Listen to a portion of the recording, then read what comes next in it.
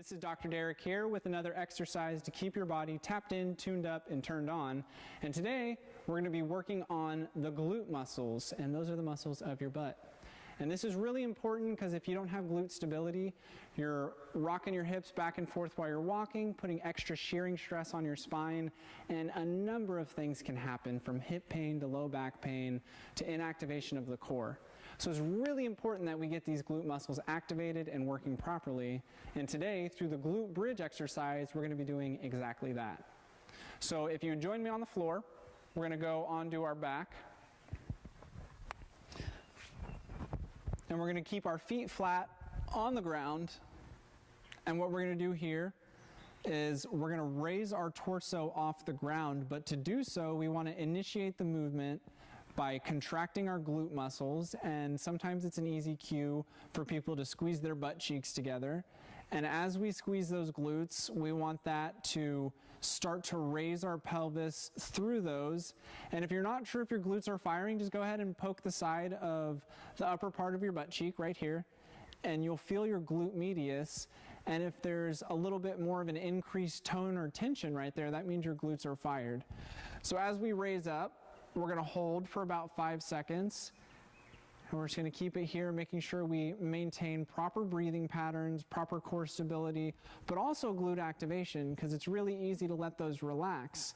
And then we're going to slowly lower our body to the ground, and we're going to do this for about 5 reps. So we're going to come up, squeezing the butt cheeks first, all the way up, back down. There's 1, 2, and then we're going to lower. And as we lower, we should feel the tone of our glutes start to lessen as they relax and our pelvis comes to a resting position. And then on our, well, this is our 4th one, but on our 5th one, we're going to do 1 more hold. And we're going to bring them up, and we're going to hold here for 5 seconds. And you can repeat this as many times as necessary till you really start to feel the burn in your glutes. And if you're starting to feel a little bit of strain in your low back before you feel it in your glutes, then you're not properly activating your glute muscles. And I want you to come down here and just really work on activating those muscles and feeling the activation through your fingertips before you actually come up into the bridge position.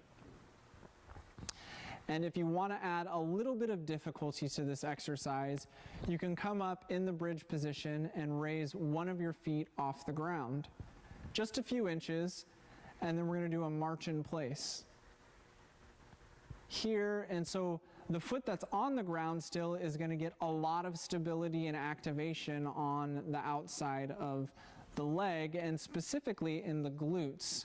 And so as you march, you're activating your glutes and adding a little bit of dynamic movement and dynamic stability into the exercise.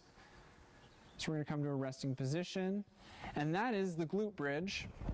And this is really, really impactful for people who have low back pain, because a lot of people with low back pain have inactive glutes, and you'd be surprised how much of your pain can get taken away by just activating the proper core muscles like the diaphragm and the core and the glute muscles.